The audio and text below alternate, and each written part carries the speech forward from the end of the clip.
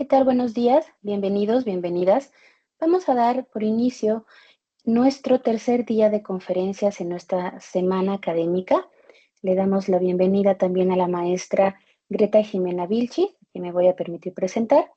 Ella es abogada en derechos humanos con más de 12 años de experiencia en género, inclusión y acceso a la justicia, fundadora de Igualdad 360 y autora de más de 40 documentos técnicos y legales. Ha trabajado en la implementación de políticas de igualdad y violencia de género en diversas instituciones, destacándose por su enfoque interseccional y formativa para servidores públicos y defensoras de derechos humanos. Maestra, le damos la bienvenida para impartir esta conferencia Centros de Justicia para las Mujeres. Muchas gracias, maestra. Adelante. Muchas gracias, pues muy buenos días a todas y todos, bienvenidas y bienvenidos. Y como nos anunciaban ya, el día de hoy justamente vamos a hablar de los centros de justicia para las mujeres como una de las políticas públicas más, digamos, reconocidas a nivel mundial que está haciendo México para atender la violencia contra las mujeres, pero también como una política pública que ha sido emblemática en otros países. Y para eso voy a empezar a hablar un poco de qué son los centros de justicia, pero también de dónde vienen los centros de justicia, en qué momento se empiezan a crear en México. Los centros de justicia para las mujeres nacen justamente como una respuesta a una recomendación que había tenido el Estado mexicano por parte del Comité CEDAW. ¿Quién es el Comité CEDAW? Básicamente el Comité CEDAW es el comité de las personas expertas que dan seguimiento a la Convención para prevenir y eliminar todas las formas de discriminación contra las mujeres, la CEDAW, que es esta convención que se encuentra en el Sistema Universal de Protección de Derechos Humanos y que lo que hace es darle seguimiento básicamente a cómo se están cumpliendo, digamos, las recomendaciones o las obligaciones del Estado mexicano en materia de género en general, no solo de violencia, ¿no? Entonces, en materia de género, el Estado mexicano, la CEDAW le hace una recomendación al Estado mexicano de brindar atención especializada a las mujeres en situación de violencia. Digamos, es algo así, no les dice perfectamente crear un centro de justicia, pero les dice crea instituciones que den atención especializada para investigar los casos de violencia contra las mujeres. Vamos a situarnos un poco cuando sucede esto, en 2005. ¿Qué está pasando en México en 2005? Nada más como para tener un contexto. Previo al 2005, entre los años 80 y los años 90, en México había una problemática particular de la desaparición de mujeres, especialmente en Ciudad Juárez, en Chihuahua, que son estas famosas llamadas o mal llamadas muertas de Juárez, ¿no? Y entonces este fenómeno venía pasando desde el final de los 80, principios de los 90, y había tenido un foco internacional importante. Para este momento, para el 2005, había venido justamente las expertas del Comité CEDAW a hacer visitas al Estado mexicano, a Ciudad Juárez, para ver qué estaba pasando. Previamente a eso, había venido también la Comisión Interamericana de Derechos Humanos para ver la situación de la desaparición de jóvenes en Ciudad Juárez. Entonces, digamos que en el contexto del 2005, había un foco importante sobre estas problemáticas que estaban existiendo, ¿no? Y esto es importante solo para considerar que, digamos, ya había una presión internacional sobre que el Estado mexicano no estaba haciendo nada frente a la violencia que vivían las mujeres y especialmente la desaparición y asesinatos. En estos primeros asesinatos que, si bien todavía en México no existía el término feminicidio, sí se veían como características distintas a cómo estaban muriendo las mujeres que los hombres. En ese contexto de esta presión internacional que tiene el Estado mexicano por hacer algo para atender esta problemática, es cuando empiezan a presionar para crear, digamos, este mecanismo de centros de justicia para las mujeres como política pública. Un poco para dar más contexto, en 2007 es cuando por primera vez se crea la Ley General para prevenir y erradicar la violencia contra las mujeres. Antes de esto no teníamos leyes específicas que atendieran la problemática de violencia. Entonces, digamos, estamos en un momento de presión internacional, no solo por las muertes de Juárez, sino también justo esto viene a culminar con la sentencia en 2010 de la Corte Interamericana de Derechos Humanos, que es conocida como Campo Algodonero, ¿no? Que es esta sentencia que se refiere a 3 jóvenes que se encuentran en un campo algodonero, sus cuerpos abandonados, justo en Ciudad Juárez. Les digo que ya había mucha presión internacional, como revisando qué estaba pasando en el Estado mexicano en torno a la violencia contra las mujeres. A partir de esto, digamos, es el momento en el que se logra como empezar a presionar al Estado para generar políticas públicas. Previo a esto, digamos, pensemos en los años 80 y 90, en realidad la regulación que teníamos en México sobre violencia contra las mujeres era muy poca, ¿no? Se hablaba un poco más como de empoderamiento, como obtención de derechos de las mujeres, pero no se trataba específicamente el tema de violencia contra las mujeres, sino se pone en la agenda nacional por presión internacional en realidad. Y es gracias a esto que se empieza a ver qué políticas podemos hacer. Una de las primeras es generar este marco normativo, la ley de acceso, la que ya les comentaba, que se publica en 2007, y a partir de esto se crean también órganos especializados como la Comisión para Prevenir y Erradicar la Violencia contra las Mujeres, que justo es un órgano que se crea para atender la problemática en Ciudad Juárez, que inicialmente no era nacional, era estatal, y luego pasa a ser nacional.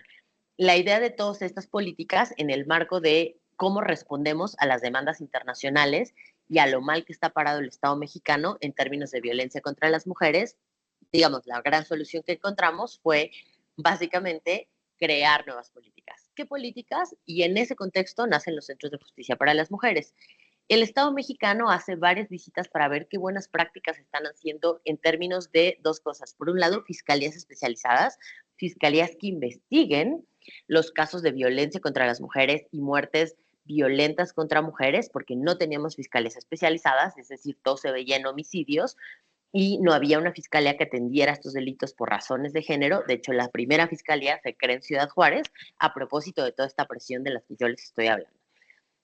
Lo que hace el Estado es ver qué se está haciendo a nivel internacional. Y a nivel internacional había un modelo o una experiencia interesante en San Diego, California, que se llamaba Family Justice Center. Este centro de justicia para la familia inicia en 1992 justamente en Estados Unidos y atendía la problemática de violencia familiar. Y era un centro en el que se daba atención integral a las mujeres que vivían violencia familiar, también funcionaba como una especie de refugio temporal.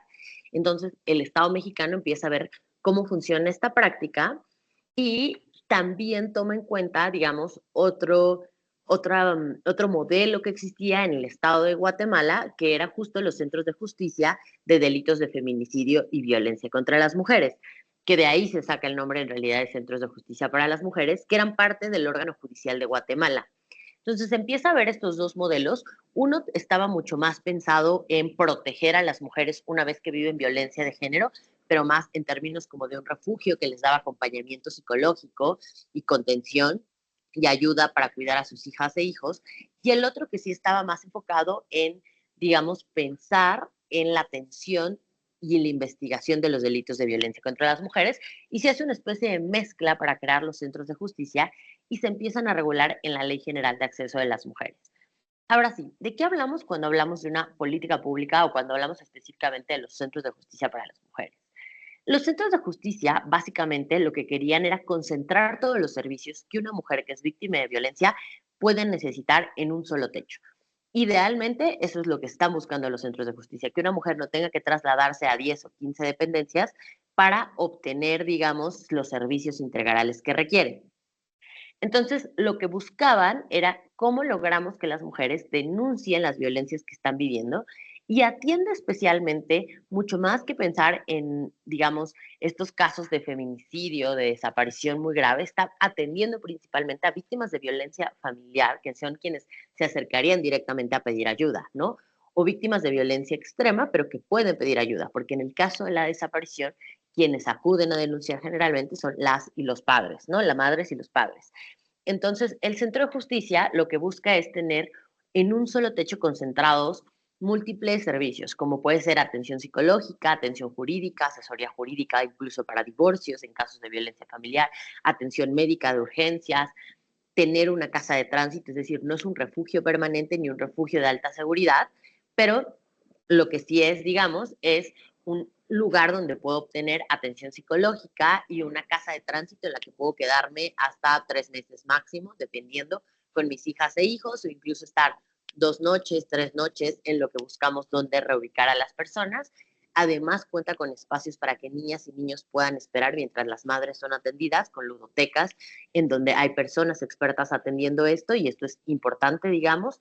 Y por último, también hay una parte central en esta atención integral en la que buscan tener talleres de empoderamiento social o empoderamiento económico. Es decir, muchas de las mujeres que viven violencia en el ámbito familiar particularmente se quedan en esa situación de violencia porque o no trabajan o no tienen un ingreso económico, no terminaron la escuela. Entonces hay unos centros de justicia para las mujeres, que hablaremos más adelante de cuáles, que tienen incluso modelos para acompañar la educación de las mujeres para finalizar ya sea la secundaria, la preparatoria, incluso iniciar carreras técnicas para obtener, digamos, una especie de empoderamiento que les dé más posibilidades de salir de estos círculos de violencia. Entonces, en términos generales, ¿qué querían los centros de justicia? Que una mujer no tenga que trasladarse a 10 o 15 instituciones distintas para recibir los diferentes servicios que necesitaría cuando es víctima de violencia. Y en teoría, en los centros de justicia, quienes están es un personal especializado y mucho más sensible. Entonces, esto evitaría tener problemáticas de revictimización contra las mujeres. ¿Cuáles son los ejes de acción de esta política? Por un lado, esta política busca prevenir. ¿Y cómo busca prevenir si en realidad es una política reactiva? Porque ya yo les contaba que más bien responde a una problemática de mujeres que ya son víctimas. Es decir, no es una política de prevención primaria en términos de que evita que las personas sean víctimas de violencia, es una política reaccionaria, en este sentido es una política de prevención secundaria, que lo que busca es atender una situación una vez que una mujer ya es víctima de violencia, pero lo cierto es que, aunque es una política de prevención secundaria, lo que sí busca es que si el personal está bien capacitado y el personal es especializado, lo que va a evitar es que la mujer sea revictimizada en el proceso de atención. Situémonos otra vez en el caso que yo les decía de Ciudad Juárez, específicamente la sentencia de Campo Algodonero en la Corte Interamericana. ¿Qué pasaba en este caso en particular? Cuando el Estado lo declaran responsable, el Estado no es que sea responsable directamente por desaparecer y asesinar a las jóvenes que se encuentran en el campo algodonero, sino el Estado es responsable por todas las omisiones que tuvo dentro del proceso una vez que se denuncia esta desaparición. Cuando llegan los padres de las jóvenes a denunciar la desaparición a la fiscalía lo que les dice es que seguramente se fueron de su casa o se fueron con el novio, que por la edad, la mayoría de las personas en esta edad suelen irse a vivir, suelen irse, escaparse con los novios, que si viven en situación de pobreza suelen querer salir de sus casas porque no están a gusto. Entonces, digamos, no hay ni una sola diligencia y les dicen regresen entre 48 y 72 horas después para levantar una denuncia. Esta era una práctica en la ley, no había nada que impidiera levantar esa denuncia por desaparición. Entonces, un poco lo que empieza a pasar o por lo que el Estado mexicano es responsable es por no hacer nada y no solo no hacer nada, por revictimizar a las personas o a las familias cuando iban a denunciar, casi echándoles la culpa de que se fueron con el novio, que seguro andaban en malos pasos o porque iban a una fiesta solas, ¿no? Como culpando a las víctimas del proceso. Entonces, cuando pensamos en este eje de acción en términos de prevención, lo que básicamente el esperando o lo que se está buscando es justo que responder, digamos, o lo que las personas, disculpen, creo que se detuvo mi presentación, denme un segundo, porque no sé qué pasó, porque tuve un corto de luz, denme un segundito. Eh, Pero bueno, básicamente lo que les estaba diciendo en lo que regresa a la presentación es que lo que buscaban, digamos, en términos de eh, justicia, cuando hablamos de prevención, de lo que básicamente nosotras estamos hablando, es de no revictimizar a las mujeres en el proceso. Ahora, estos centros de justicia dan otro tipo de servicios. ¿Qué servicios son importantes y cuál es el servicio principal o central de los centros de justicia? Básicamente, el servicio central de los centros de justicia es la atención. Ya les decía yo que no es per se la prevención, lo que busca es que el personal sea especializado y entonces no revictimice ni a los padres, ni a las madres, ni a nadie, pero lo otro que busca específicamente es atender. Atender como con servicios especializados, que están orientados a frenar la violencia y a proteger a las mujeres, ¿no? Entonces tenemos que dentro de los centros de justicia, cuando tú llegas y vas a pedir una denuncia, una persona específica te hace una entrevista completa para saber qué necesidades tienes, porque a lo mejor yo me acerco solamente a preguntar cómo me puedo divorciar de mi esposo que me trata mal. Pero en la entrevista, la trabajadora social o la psicóloga identifican que en realidad no solo es que me quiero divorciar de mi esposo, sino que vivo violencia y violencia física, ¿no? Y entonces a lo mejor yo me acerqué al centro de justicia para pedir información sobre un divorcio, pero el resultado final de esto, más que asesoría sobre divorcio, puede ser una asesoría sobre una denuncia por violencia familiar o algún juicio por violencia familiar por la vía civil, dependiendo lo que yo desee. Entonces, un poco el corazón del centro de justicia es obtener todos los servicios que una mujer puede necesitar. ¿Qué servicios puede necesitar? Puede ser atención psicológica, puede ser que solo quiera una orientación jurídica, puede ser que sí quiera denunciar, puede ser que requiera incluso que me quede unos 2 o 3 días por las circunstancias de violencia que estoy viviendo. Entonces, esto va a cambiar mucho dependiendo de cada una de las víctimas. Otro eje es la sanción. Un problema en México es la impunidad de los delitos contra las mujeres. Pongamos una estadística. De manera general, la impunidad de todos los delitos, es decir, robo, asesinato, homicidio, pongan el nombre que quieran, es el 96%. El 96% de los delitos en este país quedan impunes. ¿Qué significa que queden impunes? Que de las denuncias que yo presento, no hay una sanción en un 96% de los delitos denunciados. Aparte están todos los delitos que no se denuncian. En el caso de mujeres, cuando hablamos de violencia contra las mujeres o delitos por razones de género, esta estadística es justo del 96, del 98%, es decir, un 2% mayor. La impunidad en este país es un gran problema. Entonces, los centros de justicia lo que buscaban era generar acciones tendientes a sancionar realmente, ¿no? Y además de sancionar, a reparar a las víctimas. La realidad es que quizá ahora lo vamos a ver en los retos.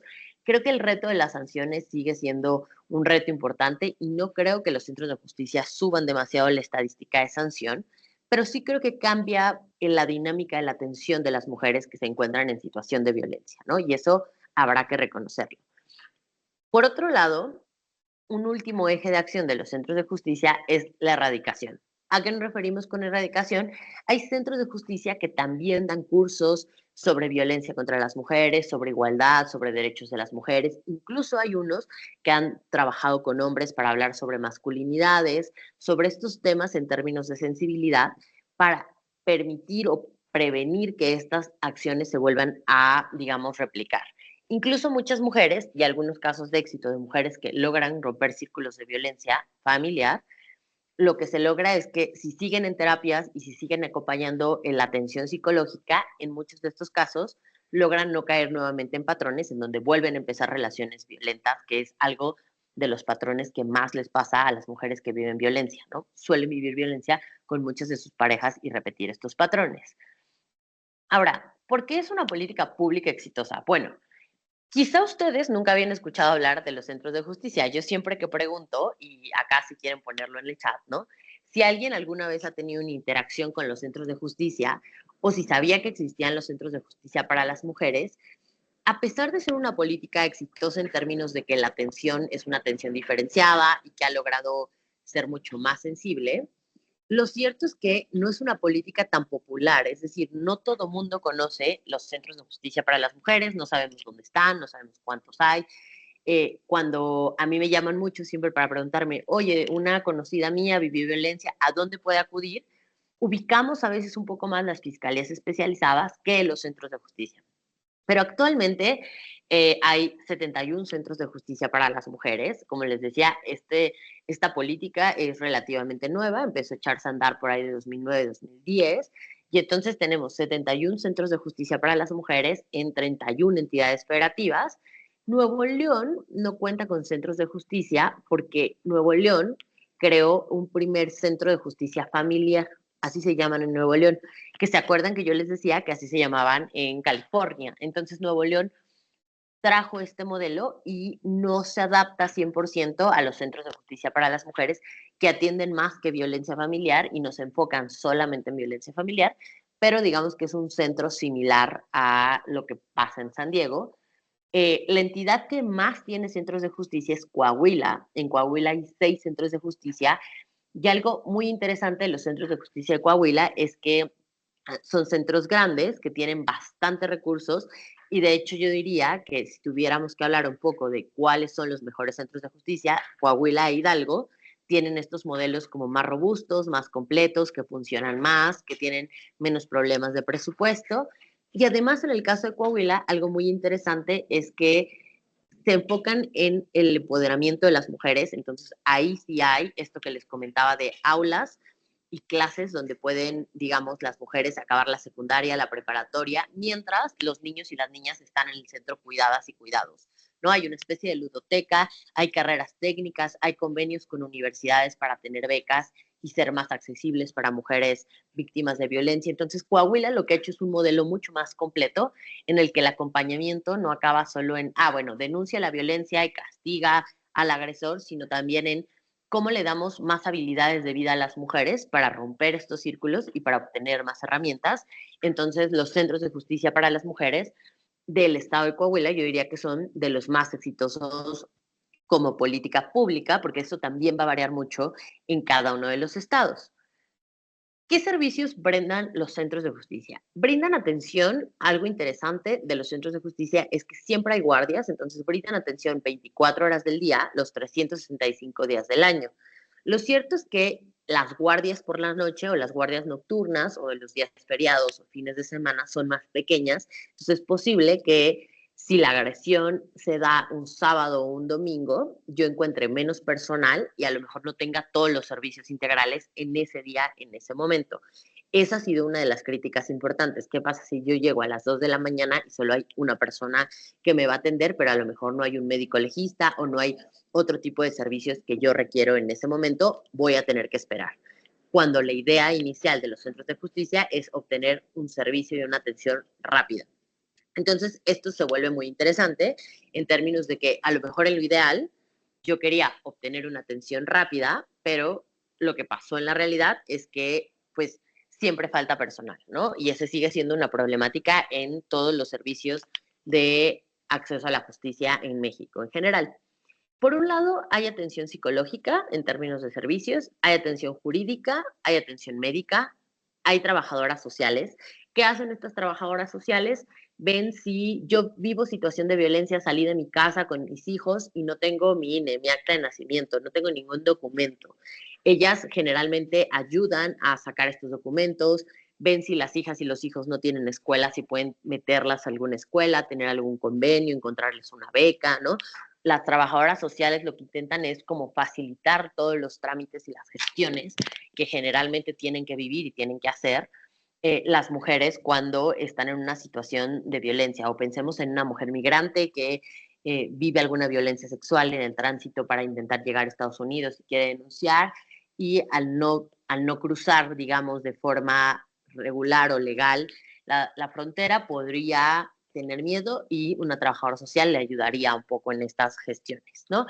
También hay una parte de empoderamiento social y económico en el que yo ya les ponía los ejemplos de estudiar, darles talleres, algunas, algunos centros de justicia dan pequeños talleres para gestionar recursos, administrar un negocio, de peluquería, de algunas como herramientas o habilidades de cocina, tejido, ¿no?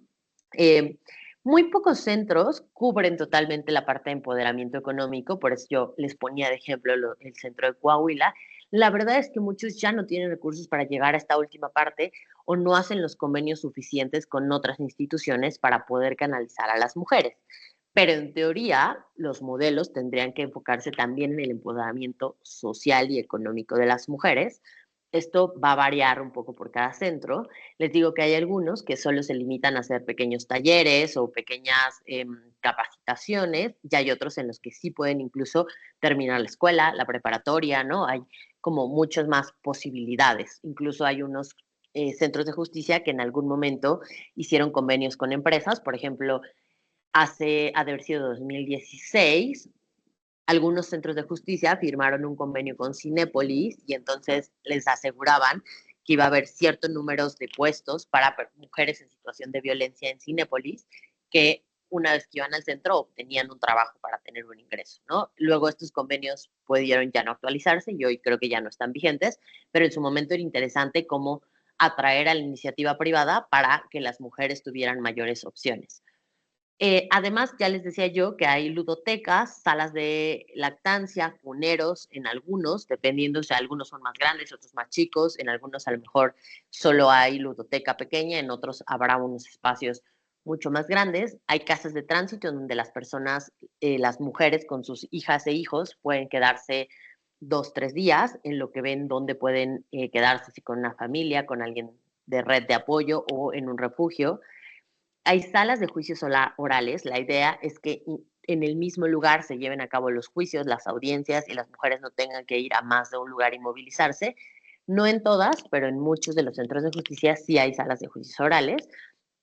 Por otro lado, hay algo llamado Cámara de Gesell. No sé si alguna vez habían escuchado hablar de la Cámara de Gesell, pero son estas cámaras, digamos, o cuartos que están todos cerrados y que del otro lado ves un vidrio en el que tú escuchas las declaraciones.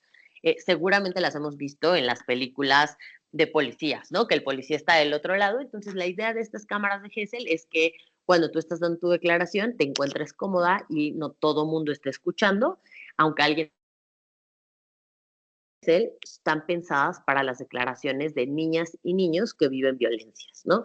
Es muy común que niñas y niños que acuden con sus papás o bueno, con sus mamás a denunciar, generalmente también son víctimas de violencia. Entonces, estos son los espacios especializados para las declaraciones de las niñas y niños. Y en todos los centros de justicia lo que sí hay son ministerios públicos, es decir, la autoridad encargada de levantar una denuncia y realizar las investigaciones correspondientes sobre algún delito de género.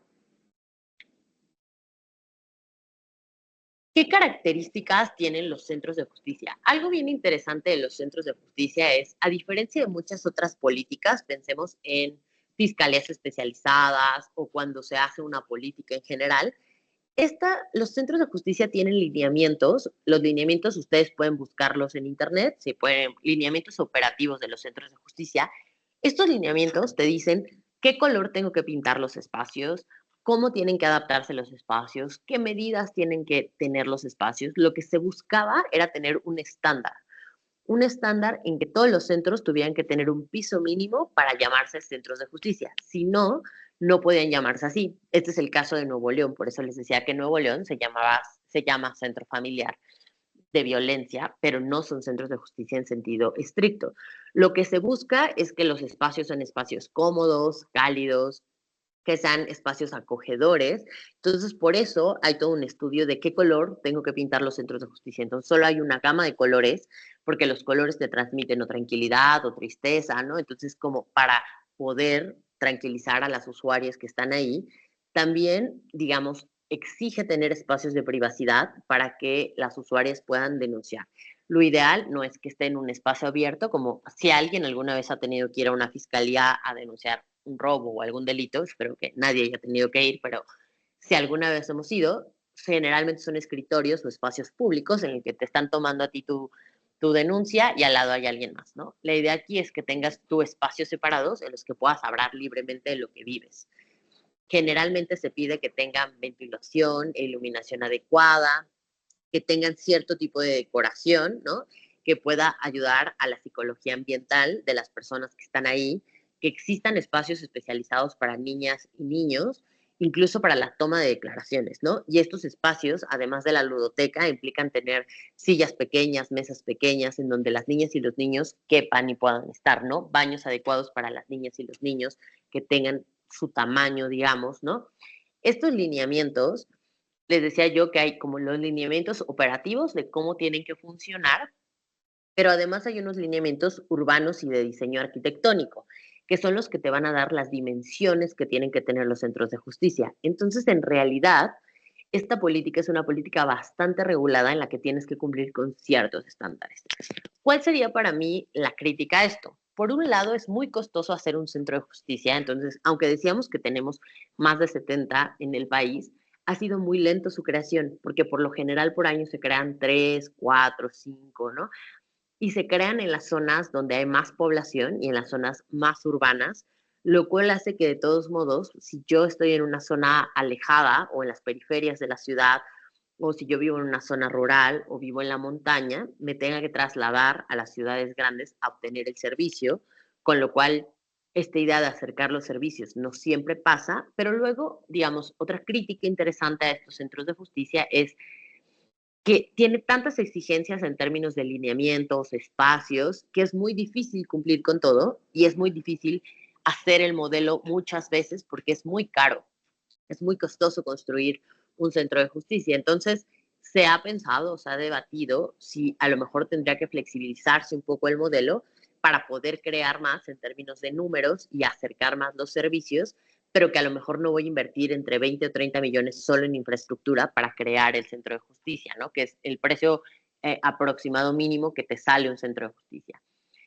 ¿Cómo está la operación de los centros de justicia? Pues a partir de 2011 o de 2011 al 2018 había 43 centros, se crearon los primeros, se empezó a generar estos lineamientos operativos, en los lineamientos arquitectónicos participó ONU Habitat para revisar estos lineamientos, estuvieron muchas instituciones internacionales viendo la práctica como una práctica promisoria, por eso dedicamos toda una sesión a hablar de los centros de justicia, y estas primeras creaciones empezaron a como ver un poco cómo funcionaba, qué se adaptaba, qué se tenía que mejorar, qué se tenía que cambiar.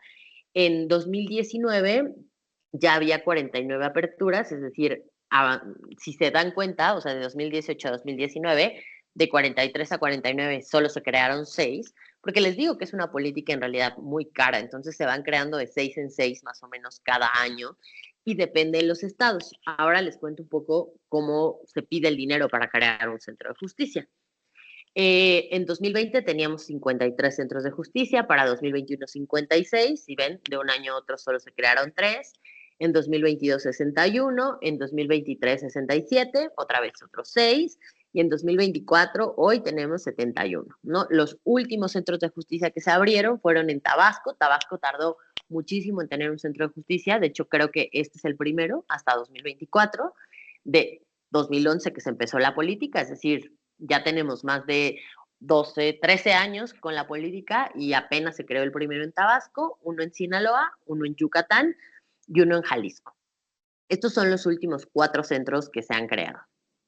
¿Cómo, ¿Cómo se construyen los centros o cómo se crean? Esto es una política interesante porque nosotros, a diferencia de otros países, tenemos la complejidad de ser una federación.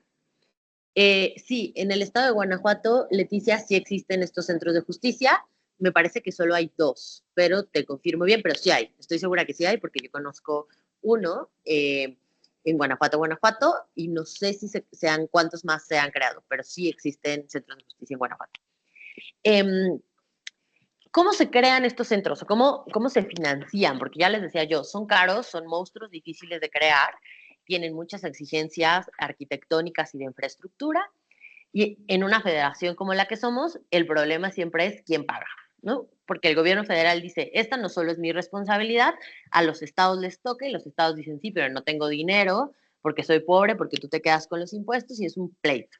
Y luego los municipios a veces dicen, yo necesito que me ayudes a esta problemática, ¿no? El caso de municipios que pueden ser muy grandes, que requieren ayuda importante. Entonces, lo que se hace es que se hace como una cooperación de recursos. Entonces, por un lado, tenemos que en la mayoría de los casos, creo que en todos, es el Estado o el municipio el que pone el terreno. Entonces, pongamos el ejemplo del gobierno de Guanajuato. El gobierno del Guanajuato del Estado dice, yo tengo aquí un terreno en Silao y entonces, pues la verdad está medio céntrico el terreno, porque claro, el terreno tiene que cumplir. Yo les decía que esto tiene un montón de requisitos, entonces el terreno tendría que cumplir con características en las que las mujeres puedan llegar por transporte público y que esté en una zona, digamos, céntrica. Son como 2 características mínimas que tiene que tener el terreno. Entonces, el gobernador dice, sí, fíjate que ahí en Silao tengo un terreno de, no sé, 500 metros cuadrados, yo creo que un poquito más, 800 metros cuadrados, que está en una zona céntrica donde puedes llegar por camión y hay como varias formas de acceso de llegar, ¿no? Y también por coche, ya está pavimentada la carretera, entonces es fácil llegar. Dice, ok, yo tengo este terreno, yo gobierno estatal, te pongo el terreno, pero necesito dinero para construir. A veces el terreno puede ser del gobierno municipal, ¿eh? Eso también pasa y también los municipios han cedido terrenos. Una vez que tengo este terreno, digo, necesito dinero porque no me alcanza, no tengo tanto dinero. Hay 2 formas de obtener recursos. Por un lado, son los recursos que da la Comisión Nacional para Prevenir y Erradicar la Violencia contra las Mujeres, que se llama CONAVIM, y la CONAVIM es parte de la Secretaría de Gobernación. La comisión suele dar dinero para construcción, pero no crean que da tanto, o sea, le debe dar a cada estado 10, 8 millones, ¿no? Creo que lo máximo es 15. Los montos cambian de acuerdo a cuándo presupuesto le dan a CONAVIM, que tampoco es que tenga tanto. El otro lado de donde obtienen bastante dinero es el Fondo de Aportaciones para la Seguridad Pública de los Estados. Es un fondo que se llama Fondo FASP. Este fondo depende del Secretariado del Sistema Nacional de Seguridad Pública y cada estado decide para qué quiere este fondo. De hecho, este fondo es súper amplio. Hay como un catálogo de 70 cosas en las que el estado puede pedir. Entonces, el estado puede decir, yo quiero patrullas, yo quiero armamento, yo quiero cambio de chalecos antibalas, y hay estados que dicen, yo quiero dinero para o la construcción o el equipamiento. El equipamiento es el mobiliario. El fondo FASP sí te permite tener dinero para el equipamiento. Y luego, generalmente, el Estado dice, pues como me dieron solo 10 millones de CONAVIM, el FASP me dio 8 millones para equipamiento, me falta lana, yo pongo lo demás. Generalmente un centro de justicia no está en un año, es muy raro que esté en un año construido, tarda de 2 a 3 años en construirse. Entonces, muchas veces el gobierno de Guanajuato para Silao va a aplicar 2 o 3 años, ¿no? Entonces el siguiente año vuelve a aplicar y pide más fondos para seguir construyendo y así hasta que acaba de construir. Por eso les decía que el proceso de creación de la política es caro, es lento, es complejo porque necesitas mucho dinero y acaba funcionando un poco así, ¿no? Entonces tardamos 3 años en crear nuestro centro en Silao, por poner un ejemplo. Este dato es de cuánto dinero se ha dado en total para 78 proyectos. Yo les decía que ahorita hay 71 construidos. Esto significa que hay otros 7 que están en creación, pero todavía no acaban de construirse del 2019 al 2024 por parte de CONAVIM, que son 672.165.689 pesos. Entonces, si se dan cuenta, en realidad es un montón de dinero para solo 78 centros de justicia. No es que estamos creando que en términos de, pensemos en la Ciudad de México, creo que en la Ciudad de México hay, no sé si 3 o 4 centros de justicia, en este momento me parece que son 3 centros de justicia para las mujeres, lo que hay para toda la Ciudad de México, ¿no? Uno está en Tlalpan, otro está en las afueras de la ciudad, y entonces, digamos, están lejanos los centros de justicia, 20 millones de habitantes, que son los 20, 22 que entran y salen a la Ciudad de México, lo cual lo hace un tanto complejo. Sí, Ade. Me llama la atención que en la Ciudad de México realmente haya tan pocos y que desde un principio, pues tener 2 centros realmente, pues se me hace, pues no checa, ¿no? Con la Ciudad de México y con el dinero que puede haber en la Ciudad de México. Y por otra parte, considero que la mayoría desconoce de estos centros Sí, y, y, que, y que debería de haber como prevención al respecto, porque esto sucede también porque se repiten historias, porque la mujer en su casa vio violencia, la mamá también vio violencia y se van repitiendo esas historias. Entonces, como que no hay esa parte como de información anticipada y que yo me ha tocado ver en este siglo XXI como algunas mujeres son acosadas por la pareja por medio del celular y la ubican donde anda y no lo toma como algo, pues que eso no es normal, ¿no? ¿Sí? Entonces, claro. considero que falta mucho, pues, de prevención para este problema. De acuerdo. Por un lado, los centros de justicia en la Ciudad de México son 4 AD. Hay uno en Azcapotzalco, Tlalpan, Iztapalapa y Magdalena Contreras. Pero tardó mucho en iniciar la Ciudad de México a construir centros, pero ya les decía yo que tiene que ver con lo costoso que es crearlos, ¿no? Lo que sí hay en la Ciudad de México son muchas fiscalías especializadas de delitos sexuales y generalmente hay una en cada delegación. Pero con lo costoso que es crear los centros, es mucho más difícil como política pública tener muchos más, pero yo también creo que no son suficientes. Concuerdo contigo en que hay todo un problema en términos de que no tenemos, digamos, suficiente publicidad sobre este tipo de espacios para ir a denunciar. pero hay que entender y dimensionar que el centro de justicia es para atender a alguien que ya vivió violencia, no es una política preventiva, ¿no? Claro. Para eso tiene que ir acompañada de otro tipo de políticas que previenen la violencia, ¿no? Que ahí sí tiene que ver con educación, desde la escuela, técnicas para no escalar violencia, para atender conflictos sin violencia, ¿no? La educación de jóvenes, también de niños y jóvenes, masculinidades, hombres, machismos, ¿no? O sea, tiene que trabajar mucho más. Esta política es mucho más limitada, está pensada en una vez que tú ya fuiste víctima. Ok, muchas gracias. De nada. ¿Cómo funcionan los centros de justicia en la parte operativa? Ya les decía en cómo obtenemos el dinero, cómo obtenemos los terrenos y de dónde vienen. En la parte operativa hay algo muy interesante. Hay centros de justicia. ¿De quién dependen? Los primeros que se crearon dependían inicialmente de las secretarías de gobierno de los estados. ¿Qué son las secretarías de gobierno? Es como la SEGOV, pero de cada uno de los estados. Luego empezaron a cambiar porque en realidad funcionaban a través de convenios de coordinación. Es decir, ya que se crea la infraestructura con estos recursos, yo, si voy a ser la Secretaría de Gobernación del Estado, firmo convenios con la Fiscalía, con Poder Judicial, con Secretaría de Salud, con Secretaría de Educación, con todas las secretarías que necesite firmar convenios para que me den de su personal. Entonces, este también es otro problema, ¿no? Interesante de la operación de los centros. No tiene recursos para su operación per se, sino todos a través de estos convenios dicen, yo te doy 2 personas de la Secretaría de Salud, yo te doy una persona de la Secretaría de Educación, si es que hay, ¿no? Yo te pongo 5 ministerios públicos de mi fiscalía. En jueces, yo te mando una jueza.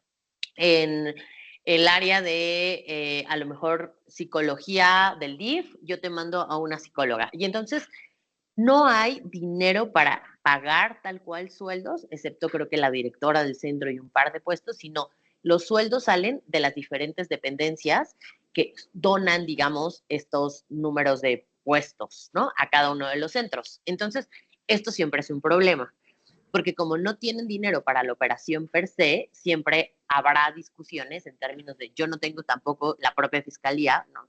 Yo no tengo suficiente personal como para darte más personal en tu centro de justicia. Entonces, así funcionan en la operación. Siempre firman convenios de coordinación y estos convenios ceden plazas para que estas plazas operen dentro de los centros de justicia. Inicialmente, los primeros centros dependían de las secretarías de gobierno, pero cuando se dieron cuenta que el corazón de los centros de justicia es el acceso a la justicia, como su nombre lo dice, empezaron a cambiar esta dinámica para que más bien dependieran de las fiscalías. Y sean las fiscalías quienes pidan los recursos, hagan la construcción y se encarguen de todo. Hoy de los 71 que están operando, 46 dependen directamente de las fiscalías estatales. Por un lado, esto lo hace un poco más fácil en términos de ciertos servicios que siempre son complejos obtener, como peritos, nunca hay peritos suficientes, médicos legistas, servicios que dependen de la fiscalía, cuando el centro de justicia es de la fiscalía, los puedes obtener más fácilmente. Esto era una barrera antes para obtener.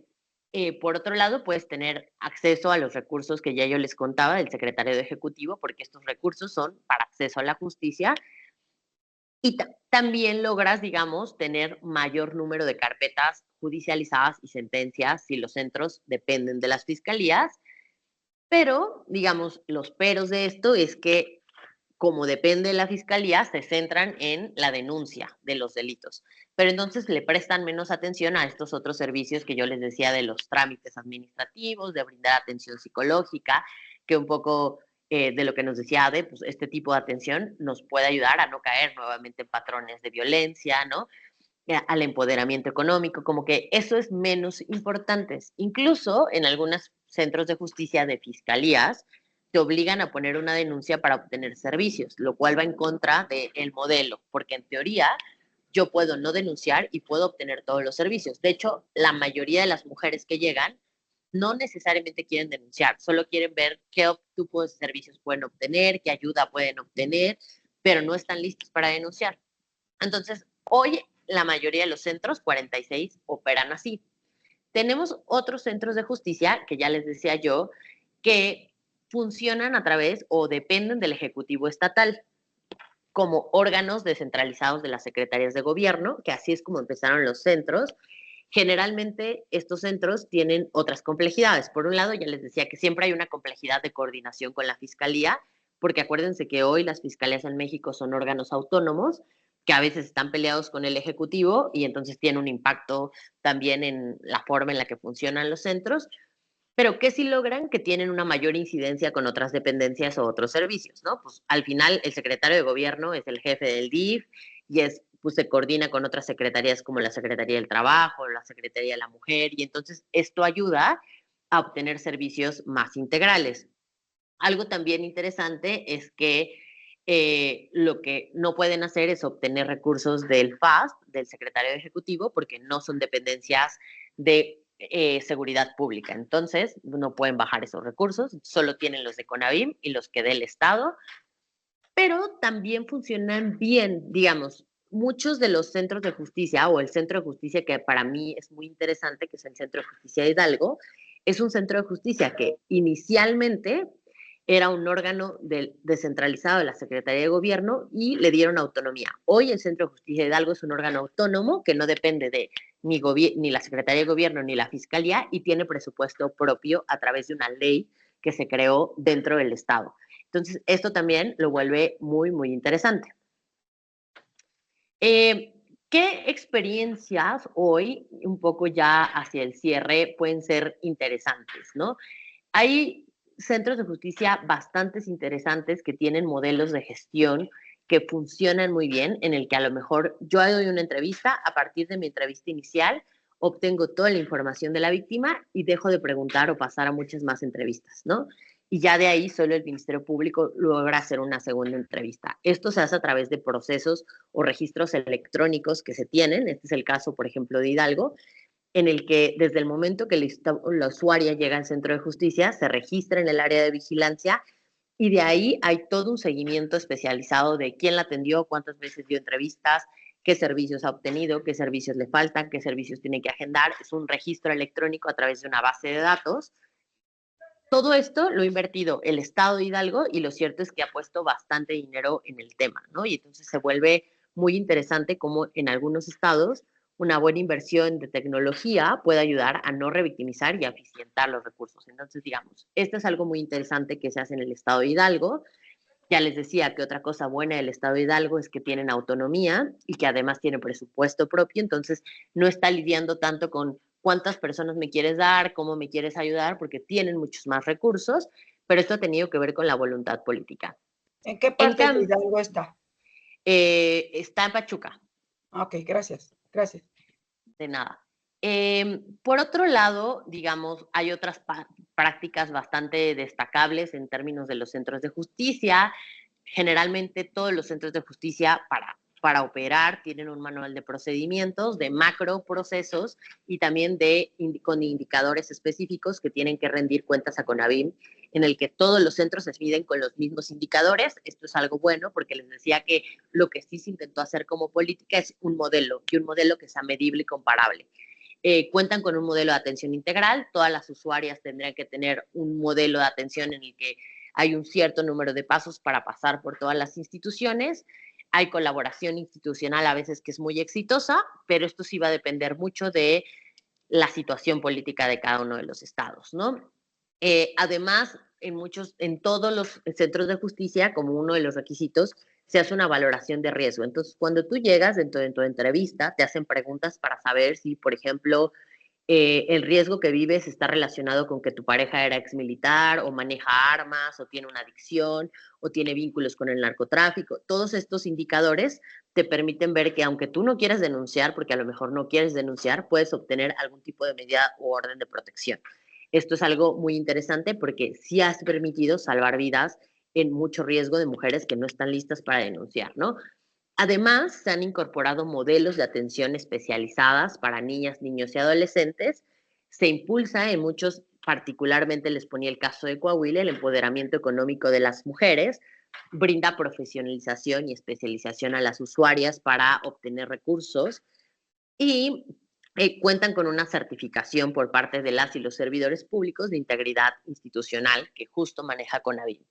Algo bien interesante de algunos de los centros que trabajan muy bien es que logran hacer convenios interesantes. Por ejemplo, en la pandemia, cuando estaba la situación de violencia, se hizo un convenio con los centros de justicia de la Ciudad de México para que aquellas mujeres que tenían que salir de sus casas por situación de violencia, porque en la pandemia el estar dentro de la casa aumentó mucho la violencia familiar, ¿no? A rangos altos, como pocos años hemos tenido. Entonces, lo que hizo la Secretaría de Gobierno de la Ciudad de México es firmar convenios con Airbnb para que lugares que si yo tengo un departamento en Airbnb, por poner un ejemplo, y estábamos en la pandemia, nos estaba rentando porque no había turismo y estábamos todos guardados, yo daba mi departamento o donaba 1 o 2 semanas para que una mujer víctima de violencia se quedara, mientras encontraba dónde moverse por un tema de violencia. Entonces servían como una especie de hoteles o refugios temporales para las mujeres en situación de violencia. Luego creo que ya no siguió este convenio y que solo fue un convenio temporal en términos de pandemia, pero les decía que es bien interesante cómo si ligamos políticas públicas a también responsabilidad empresarial, podríamos lograr cosas interesantes, ¿no? Les ponía el ejemplo de Cinépolis hace rato, ahora tenemos este ejemplo de Airbnb, como han intentado, pero no se ha logrado consolidar bien cómo hacer estas relaciones o estos convenios con empresas, pero creo que es un lugar interesante. Eh, para ir cerrando, digamos, quería como comentarles un poco de algunas también buenas prácticas de empoderamiento como eje central.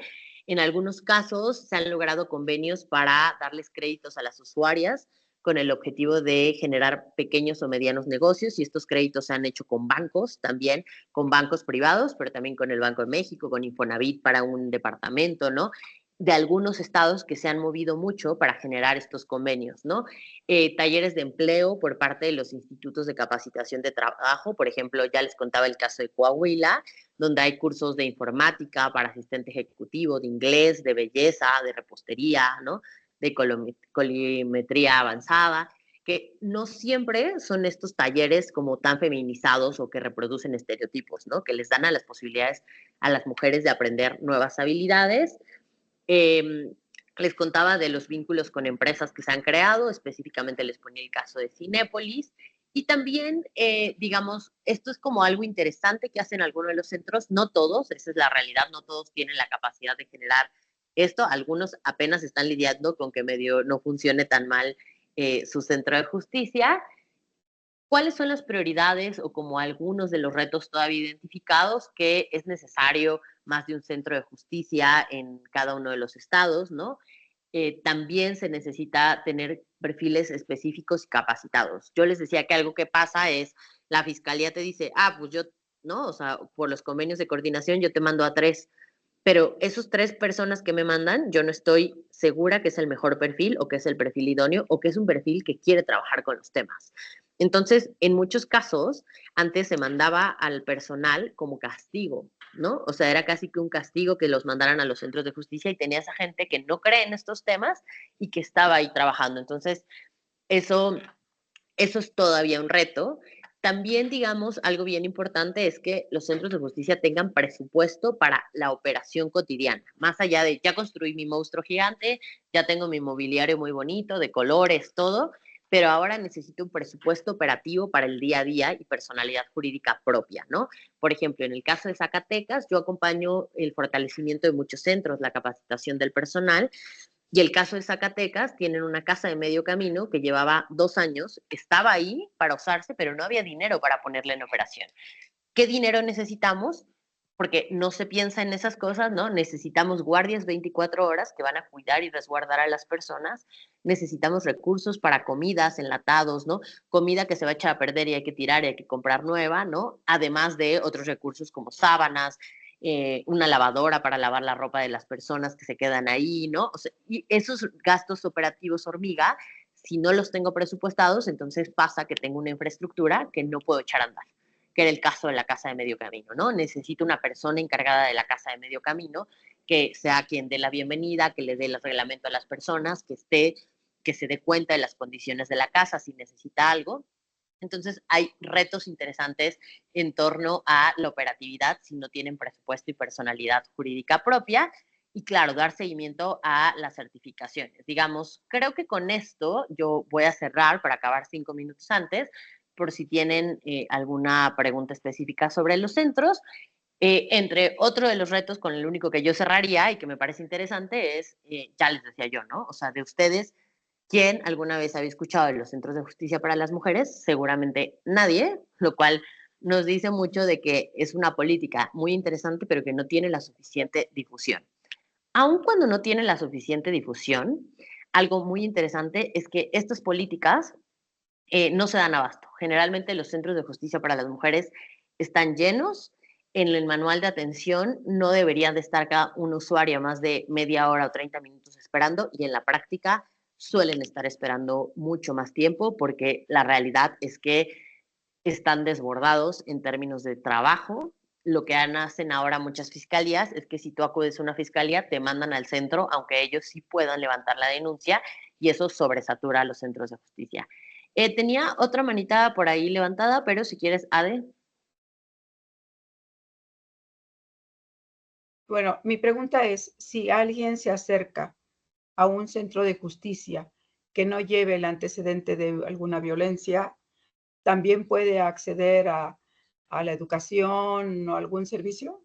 Como No, que si le prestan, no, tiene que ser exclusivamente para alguien que sufrió violencia, sí, los ¿no? servicios están especializados para personas en situación de violencia, mujeres en situación de violencia. No es, o sea, es solo un servicio para como acompañar los Ok, demás necesidades que tienen las mujeres víctimas de violencia. ok. Gracias. Y le, María, bueno, le sí, agradezco, aprovecho para agradecerle, realmente sí fue interesante. Yo desconocía estos centros, no, no, no tenía conocimiento de ellos. Y pues muchas gracias porque sí es importante conocer esto. Gracias. de nada. María, me preguntabas que no, ¿de cuántas personas estamos hablando? ¿De cuántas usuarias o a qué nos referimos? Y por acá, Mónica. Ay, si me escuchan, no puedo prender mi cámara. Sí, Mónica. Ah, gracias. A ver si ahorita se prende. Yo sí tenía conocimiento de estos centros. Creo que fui una de las personas que se benefició.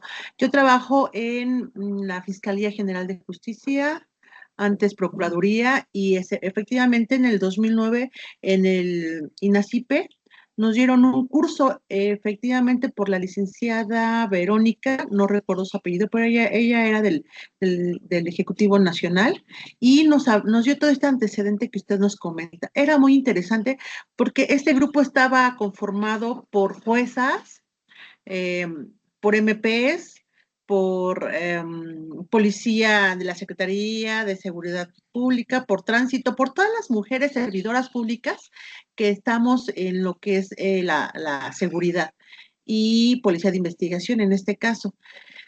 Era muy interesante, es muy interesante el proyecto, y me da mucho gusto que hayan subido. En aquel entonces recuerdo que nos habían dicho que 3 estados no habían querido ese tipo de apoyos, porque sí tenían que poner el predio para poderlos crear. A mí me da mucho gusto que hoy a la fecha estén funcionando. A lo mejor no del todo, si hace falta personal y algunas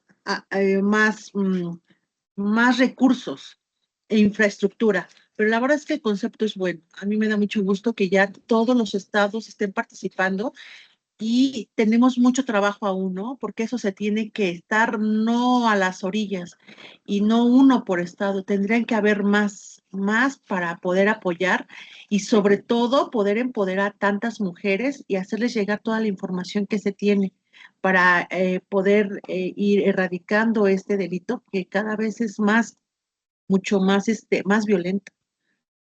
Le Sí, agradezco de mucho acuerdo. le agradezco mucho su tiempo. Que tengan muy buenas tardes todos.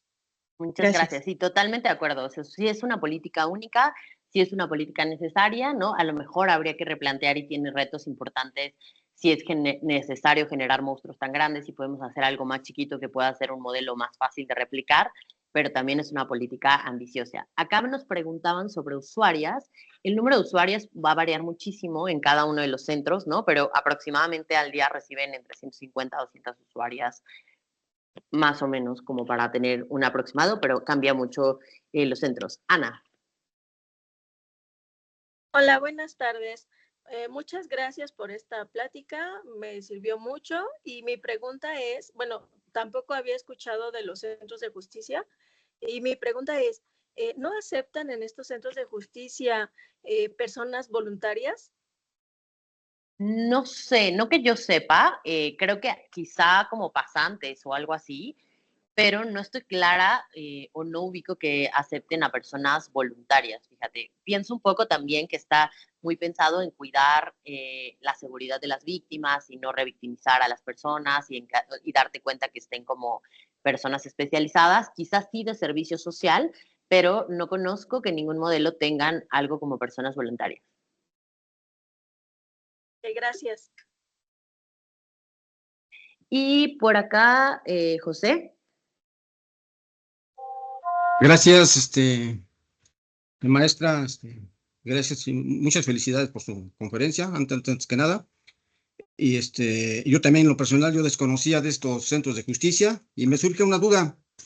Dentro de los delitos que ve la Fiscalía Especializada en Violencia contra la Mujer, tenemos la esclavitud, la mendicidad forzosa, la utilización de personas menores de 18 años de edad en actividades delictivas, la adopción ilegal de personas menores de 18 años de edad, el matrimonio forzoso o servil. Cuando son detectadas estas personas vulnerables en esta situación, ¿tienen cabida en estos centros de justicia para ayuda? No, generalmente, digamos, lo que me estás diciendo más bien encuadra en el delito de trata de personas, ¿no? En las diferentes variables de la trata de personas según la Ley General de Trata. Entonces, esto generalmente lo atiende la Fiscalía Especializada de Trata. En algunos casos puede ser que la vea la de género, dependiendo del estado, pero las víctimas de trata por lo general no pueden obtener servicios en los centros de justicia porque es un delito grave y entonces, por ejemplo, pondrías en riesgo a todas las usuarias, ¿no? Podría llegar un grupo armado, podría llegar parte de los que son víctimas de trata, entonces no, los casos de trata que son identificados, porque sí puede ser que yo llegue a lo mejor inicialmente por un servicio que parece que es violencia contra las mujeres y me detecten como trata, son canalizados a la Fiscalía Especializada de Trata y a los refugios especializados para personas de trata de personas, ¿no? Hay refugios para violencia contra las mujeres y hay refugios especializados de alta seguridad para víctimas de trata, justo porque son de alta seguridad, ¿no? Y requieren, digamos, tienen requerimientos específicos de seguridad distintos a los de violencia contra las mujeres. Muchas gracias, maestra. De nada. Pues con esto creo que ya estamos cerrando por la hora para respetar el tiempo de todas y todas. Les agradezco mucho su participación. No sé si por acá alguien más va a cerrar de parte de la universidad. Gracias, maestra. Muchísimas gracias por su aportación, un tema muy interesante. Para concluir, voy a compartir la constancia que tenemos para usted, agradeciendo su participación. Se otorga la presente constancia a la maestra Greta Jimena Vilchis por su valiosa participación en la cuarta semana académica con la conferencia Centros de Justicia para las Mujeres, firmado por nuestra rectora, la doctora Frida María Guerrero Romero. Muchas gracias, maestra, gracias a los asistentes y con esto concluimos la sesión. Gracias, hasta luego. Hasta luego, Muchas gracias. Gracias a todos. Gracias. Hasta luego, gracias. Gracias. Gracias a todos, hasta luego.